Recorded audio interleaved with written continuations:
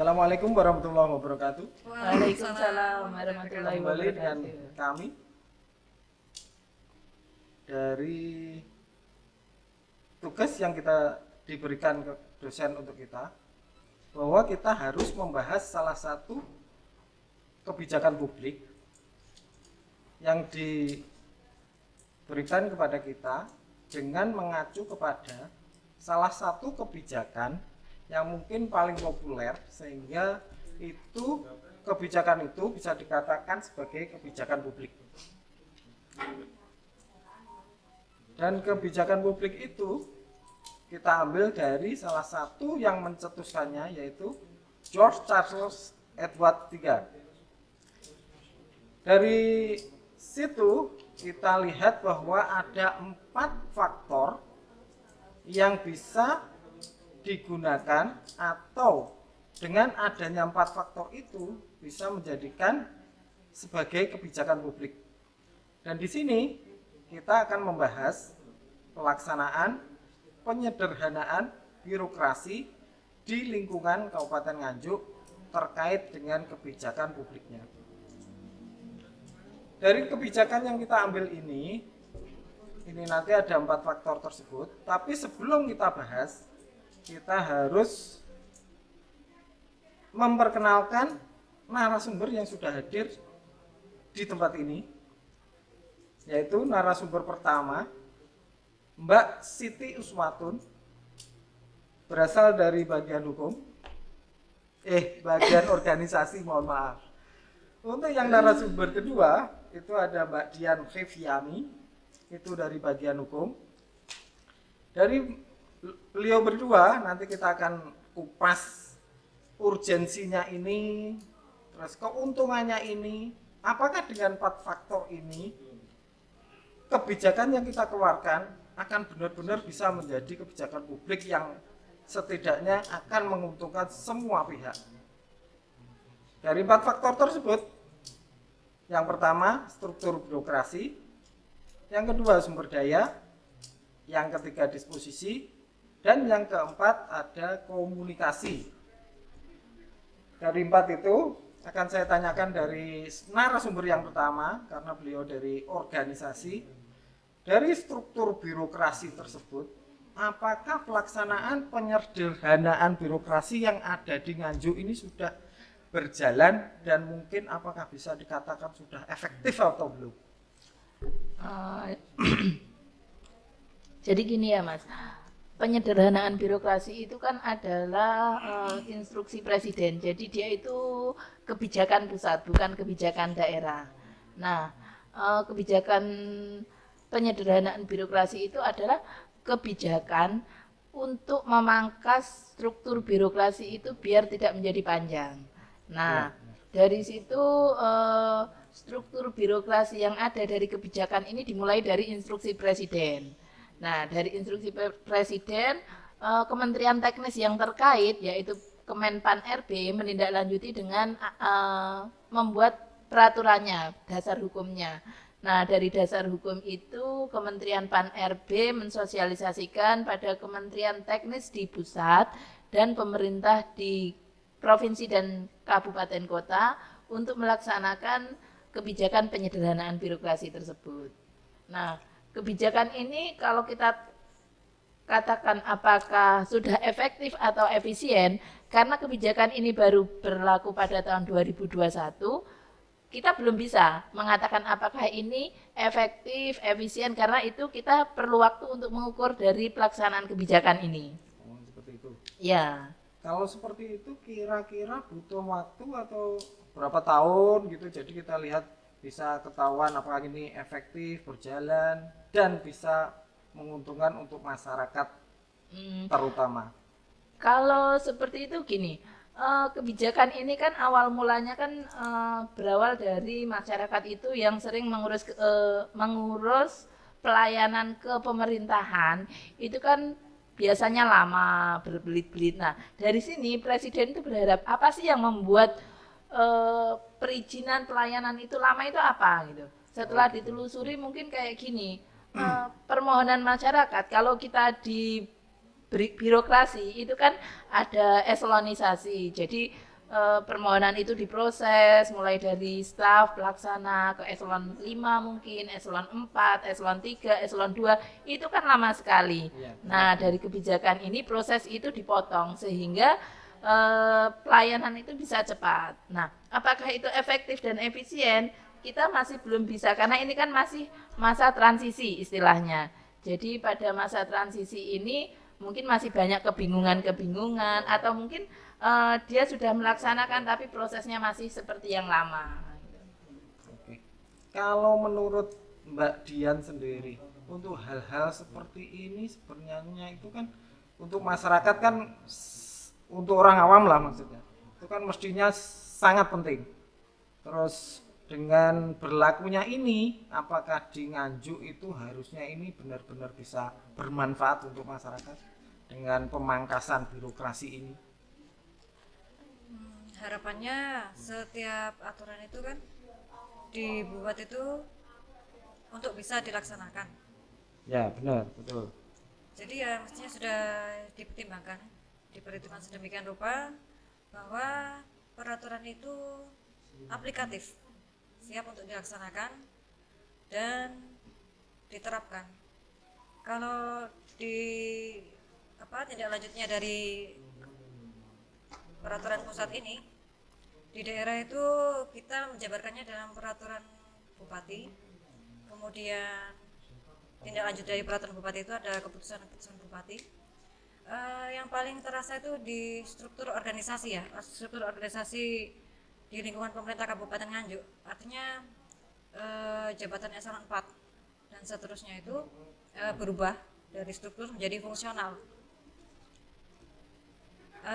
Secara rinci itu bisa dilihat di Perbup SOTK, Perbup 6, 7, 8 tahun 2022. Kemudian penjabaran tusinya ada di keputusan Bupati nomor 190 919293. Itu bisa diakses tidak ya? salah ya, bisa. Sama warga. Jadi ya sekitar 190-an lah, nomor 119. Oh gitu ya. SK Bupati 119, 120, 121 dan 122.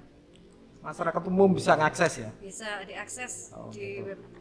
Kalau semisal ada permasalahan, misalkan dari situ kan ada alurnya harusnya kan, masyarakat sudah lihat itu, ternyata aplikasinya itu ternyata nggak sesuai dengan itu, masyarakat ada enggak?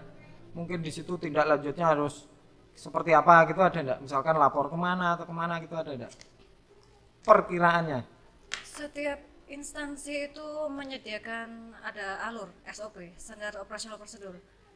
Jadi dinas-dinas yang melaksanakan layanan umum, layanan publik itu disertai dengan alur layanan itu. Jadi misalkan ada permasalahan di tahapan yang mana, itu bisa langsung disertai kontak person. Bisa Oh gitu menghubungi. ya, oke. Lumayan membantu untuk masyarakat. Dan selanjutnya ini kan ada 4 faktor. Untuk yang sumber daya, mungkin disposisi sama komunikasi.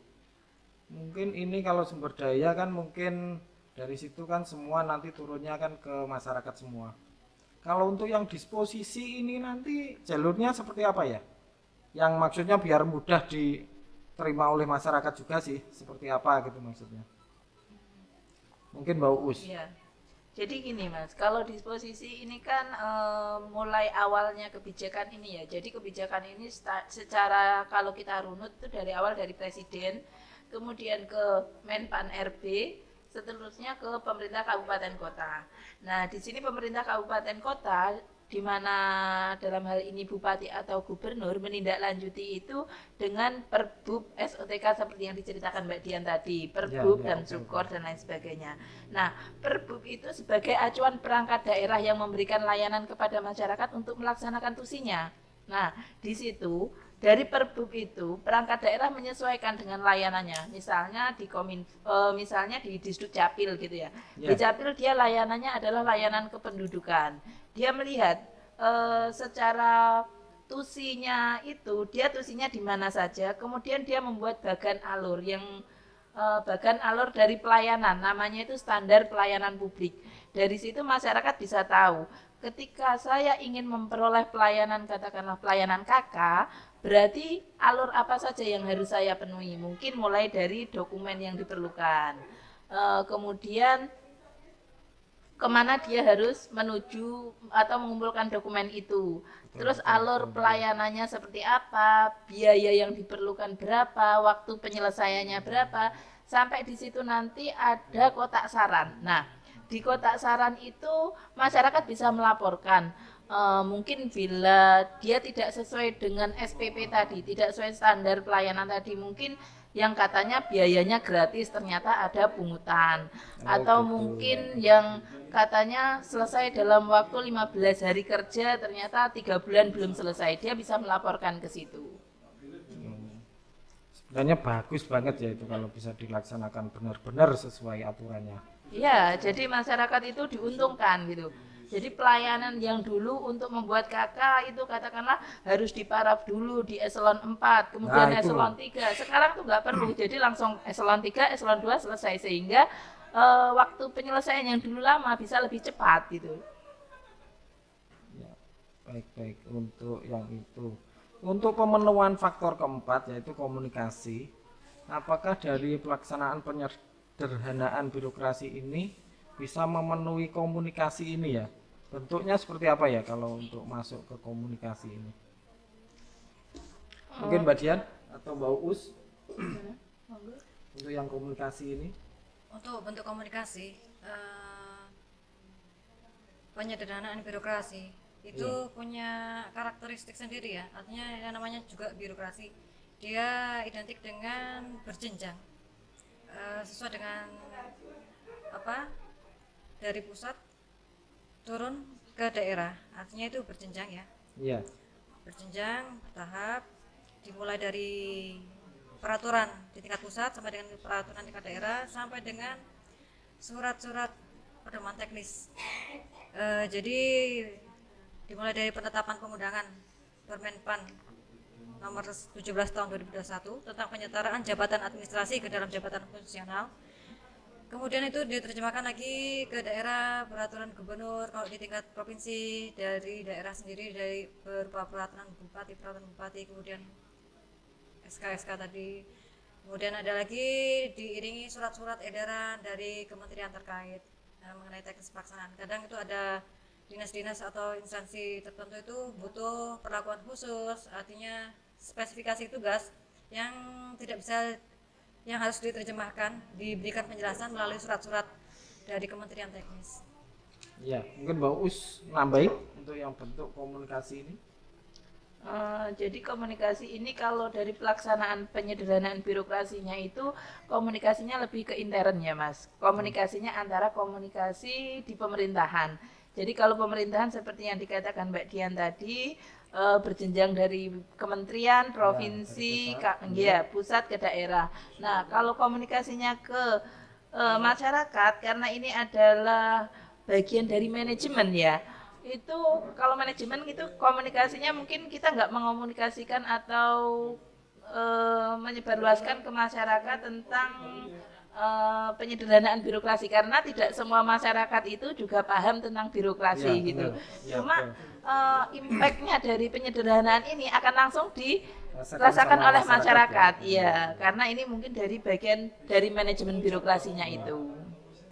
Memang tujuannya kan itu untuk penyederhanaan birokrasi, jadi prosesnya prosesnya cepat, manajemennya ringkas.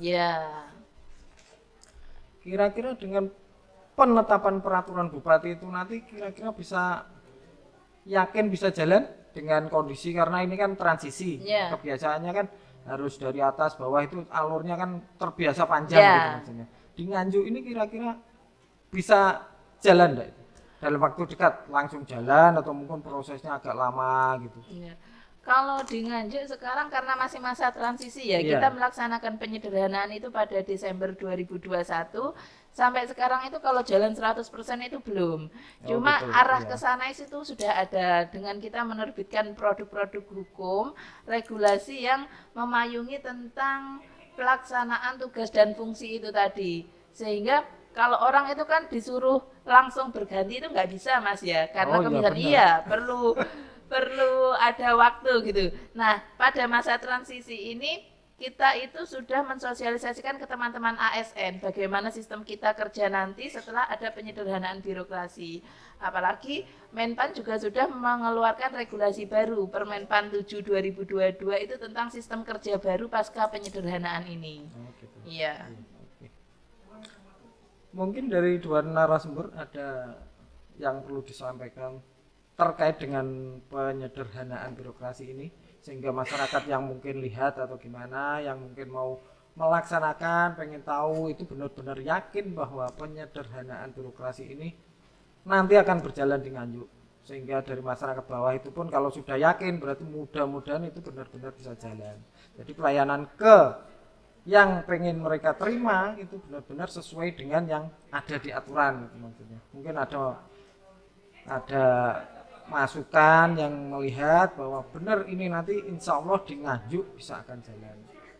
Mungkin ada kata-kata terakhir sebelum ditutup untuk masalah ini. Terkait dengan manfaat langsung mungkin tidak terlalu terasa ya untuk masyarakat saat ini karena memang juga baru memulai. Yang paling terasa itu pada teman-teman kita yang ASN.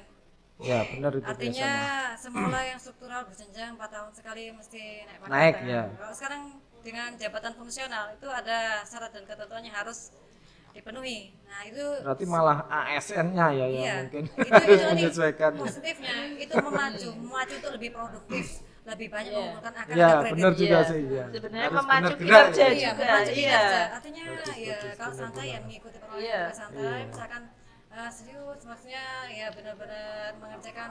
Artinya kan ada output, ada Iya. terukur Iya. outputnya itu nanti. Apa Ya harapannya yang kita seperti tanam itu. itu yang Iya. akan kita dapat gitu ya. Iya. maksudnya. Jadi kalau rajin dia akan cepat untuk naik jenjang, naik Ya. pangkat. Kalau dia Itu malas-malesan untuk ya ASN iya. mudah-mudahan pada lihat ini ya. Biar semangat semakin Semangat naik. ya. Menaikkan etos kerja. Nah, kalau misalkan ASN-nya semangat, masyarakat juga akan mungkin Merasakan. merasakan. Iya. Ah, bisa jadi ya benar-benar bisa jadi langsung ikut juga dengan impact-nya Iya. ya. Oke, mungkin ada lagi dari Sudah? Mbak Us? Sudah. Oh cukup ya Iya. udah. Ini tadi pembahasan dari kita tentang kebijakan publik pelaksanaan penyederhanaan birokrasi di Kabupaten Nganjuk yang ada sekarang ini dan mulai berlaku 2021 ya. Iya, 2021. Ya, 2021. Desember. Mudah-mudahan untuk masyarakat terutama masyarakat Nganjuk dengan berlakunya ini benar-benar bisa melaksanakan dan merasakan kemudahan untuk melakukan proses apapun. Dan mungkin kalaupun nanti ada permasalahan pasti ada SOP-nya sendiri-sendiri.